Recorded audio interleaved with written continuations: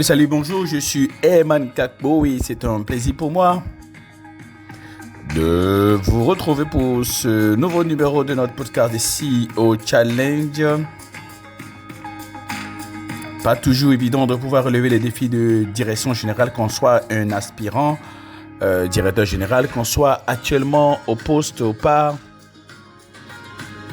Et je me suis lancé, je vais relever le défi de vous retrouver chaque matin pour des réflexions qui vous permettent de pouvoir franchir un cap supérieur en matière de renforcement de votre capacité à relever les défis de direction générale. Et dans ce numéro d'aujourd'hui, je suis très heureux de pouvoir parler, comme promis dernièrement, de défis d'optimisation de la culture, de création de la culture, n'est-ce pas, d'entreprise au sein de nos organisations. Toute entreprise, qu'on le veuille ou non, a une culture, n'est-ce pas, d'entreprise. Et comme je disais la dernière fois, toutes les cultures sont bonnes. L'essentiel, c'est que cela puisse permettre de produire du résultat. Nous avons dit dans un numéro qu'on ne doit pas avoir peur d'imprimer le rythme, d'imprimer sa culture d'entreprise, de clairement dire aux gens comment les choses se passent chez nous, chez vous, pourvu que cela permette du coup de produire du résultat. Nous avons dit qu'il faut le faire, surtout quand on sait qu'il y a déjà de bonnes habitudes, un état d'esprit connu par tous, sur lesquels peut-être on a formé les gens, qu'on va appeler ici la culture d'entreprise, et qui donc du coup doit être imposée, doit être incrustée, doit se matérialiser pour être sûr de ce qu'on puisse produire du résultat. Mais nous devions normalement, et on doit répondre à la question de savoir comment est-ce que, on crée cette culture d'entreprise. Nous avons dit qu'une fois que on est sûr de pouvoir s'assurer qu'on a une culture performante, la prochaine chose à faire, c'est de la généraliser sans avoir peur ni la gêne de brusquer, d'imposer, d'être directif, d'être tranchant. La question qui était en suspens et que j'ai promis de résoudre effectivement, c'est de savoir comment est-ce qu'on crée la fameuse culture d'entreprise. Si vous posez la question de savoir comment on fait pour créer une culture d'entreprise, c'est ce que nous allons aborder dans les 3 prochains numéros de notre podcast de CEO Challenge. En effet, la culture d'entreprise, ça va être le résultat de l'état d'esprit généralisé des pratiques de votre entreprise entretenues sciemment ou par défaut et qui font que vous gagnez ou perdez actuellement. On va détailler cela bien évidemment. Donc, tout le monde a une culture d'entreprise et c'est une culture, c'est-à-dire un ensemble de façons de penser, d'agir, un ensemble, un état d'esprit généralisé, des pratiques ancrées, entretenues sciemment, donc de façon scientifique, de sa façon programmée, de sa façon dictée, de façon orientée, schématisée ou non, ou par défaut. Donc, on disait que toute entreprise a une culture d'entreprise, soit celle qu'on a décidé clairement d'avoir ou celle que l'on n'a pas défaut. Maintenant, en quoi est-ce que de façon précise cela consiste-t-il? Je vais vous présenter une situation et nous allons voir ensemble comment on part de l'animation dynamique, par exemple, à la cultivation de l'état d'esprit, des approches, des pratiques, bref, des réflexes individuels et collectifs qui vont permettre de produire du résultat. Encore une fois, si vous voulez avoir une culture d'entreprise, il faut la cultiver. Tout ce qu'on cultive, n'est-ce pas, devient de la culture.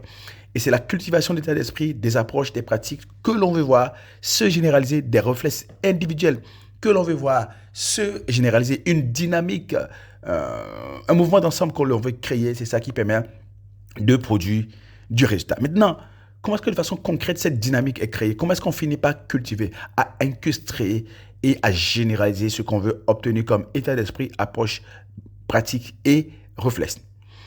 Alors que je faisais sa séance de coaching avec lui, un DG avec qui nous déroulons un programme de transformation d'entreprise pour ses équipes, son comité de direction, ses managers commerciaux et ses managers opérationnels me dit « Eman, c'est bon, tu connais la situation socio-économique et sécuritaire chez nous, mais nous sommes plutôt résilients, avait-il partagé avec moi.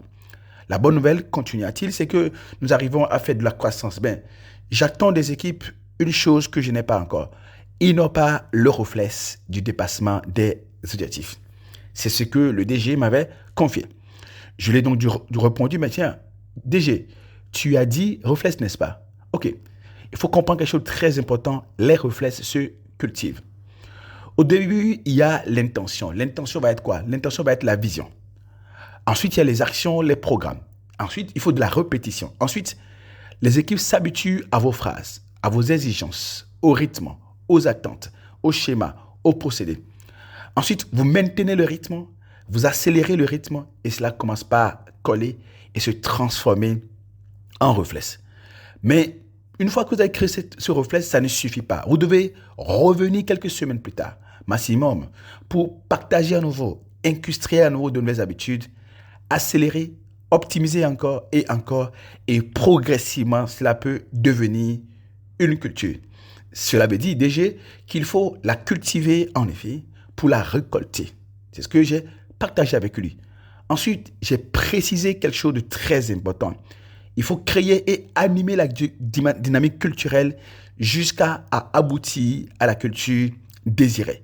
La plupart du temps, nous espérons récolter là où nous n'avons pas semé. Alors qu'en réalité, lorsqu'il est question de produire du résultat de façon durable, il est très, très important de s'assurer de ce que on crée les éléments de semences nécessaires, on entretient le champ comme cela se doit, on revient dans le champ, on répète, on optimise, on fait ancrer, on crée un rythme, on fait de l'animation de manière à finir par aboutir à la culture d'entreprise, au résultat précis que l'on souhaite avoir pour son entreprise, pour ses collaborateurs, ce qu'on veut avoir comme culture d'entreprise.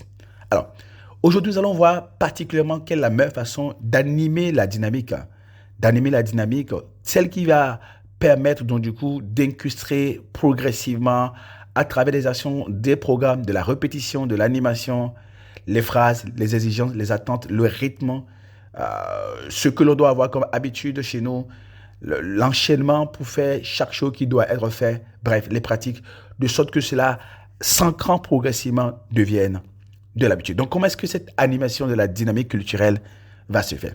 Eh bien, il y a 3 niveaux d'animation de dynamique culturelle. Le premier niveau, c'est l'exigence de reporting. Le deuxième niveau, c'est la régularité des reporting. Et le troisième niveau, c'est l'accompagnement et l'orchestration. S'il y a une chose importante à comprendre et à retenir ici, c'est que la plupart des gens, lorsqu'il faut créer une dynamique, naturellement, ne sont pas toujours au niveau le plus poussé, donc le niveau 3, pour pouvoir être sûr de pouvoir produire du résultat. Mais commençons par décortiquer chacun des niveaux pour que nous puissions comprendre. Le premier niveau étant l'exigence de reporting. Ça veut dire que quoi? Si on veut créer une dynamique d'habitude, une dynamique de réflexe, une dynamique de comportement précis, de pratique qui permettent de produire du résultat, eh bien, il faut que nous ayons des moments où on fait le point. Faire le point, c'est ce qui permet de créer de la dynamique. Je vais vous donne un exemple très simple. Lorsque on est à 2 semaines de la rentrée scolaire, pour un élève ou un étudiant qui est en année d'examen, eh bien, on commence à sentir une sorte de chaleur qui commence, mais ce n'est pas aussi simple et évident que ça, que lorsqu'on est, par exemple, à 9 semaines des examens, ou qu'on est à 9 jours des examens, ou qu'on est à 9 heures des examens. Ça veut dire que quoi? Les gens développent davantage le réflexe et l'obligation de faire quelque chose lorsqu'il y a des moments de reporting. Plus les gens savent qu'ils vont devoir rendre compte par rapport à ce qu'ils font, eh bien, plus ils s'obligent à développer les réflexes, à faire ce qui est attendu d'eux. Donc, si le premier niveau minimum d'animation de dynamique de production de résultats, de dynamique culturelle, c'est l'exigence de reporting. Le deuxième niveau va être la régularité, n'est-ce pas, des reporting. Là où la plupart des gens, par exemple, font un codie par mois ou un codie tous les 2 mois, lorsque vous faites un codie par semaine et vous faites des briefings en plus, qu'est-ce qui va se passer? Les gens sont au fait plus souvent de la vision, des enjeux, des objectifs, de ce qui est attendu d'eux, du type de comportement que l'on veut avoir d'eux. On appelle ça de l'animation, de la dynamique.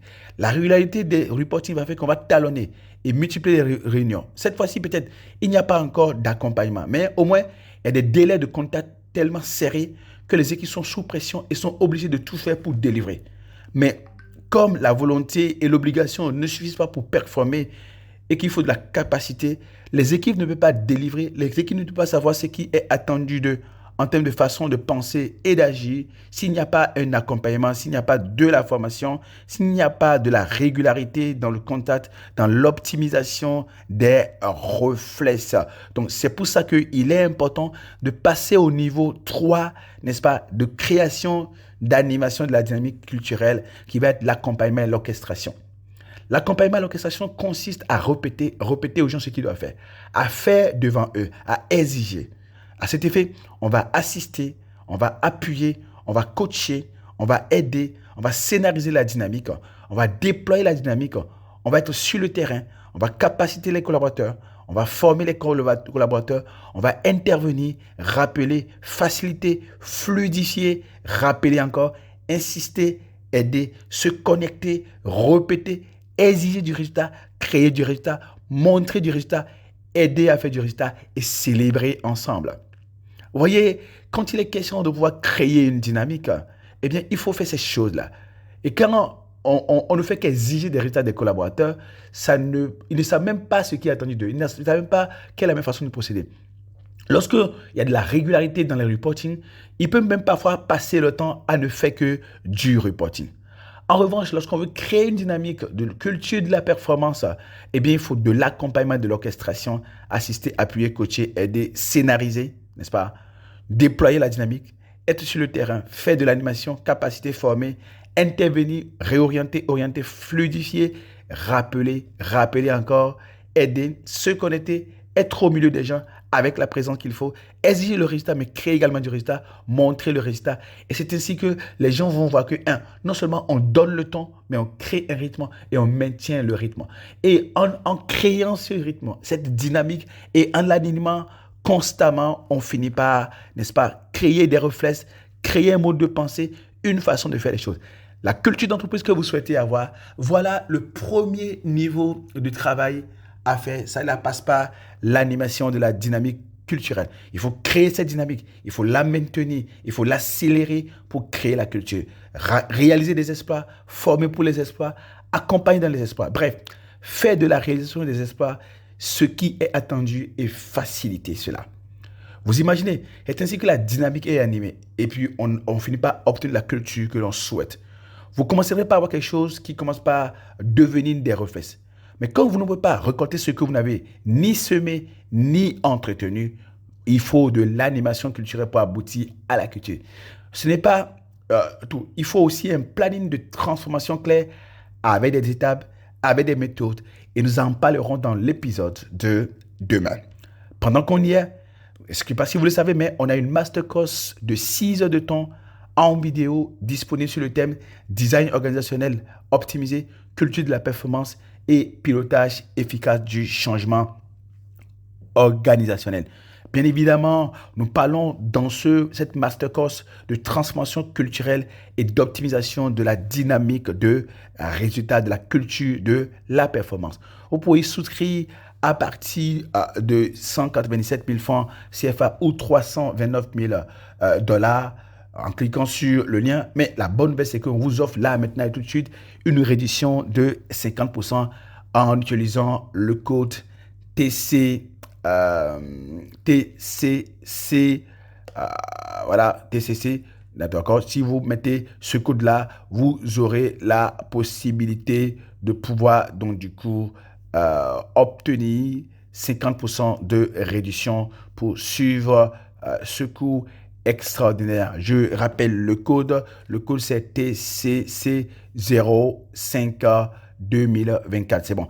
TCC 05 2024, c'est le code à utiliser pour bénéficier de 50% de réduction et accéder à ce cours magnifique sur le design organisationnel et en savoir plus sur comment on crée la culture. Mais ce n'est pas terminé. On va se retrouver demain pour un autre numéro et une deuxième partie. Nous parlerons en ce moment-là des 10 méthodes et des réflexes pour pouvoir donc du coup incrustrer cette dynamique et ensuite passer à la culture de la culture d'entreprise ou la culture de la performance.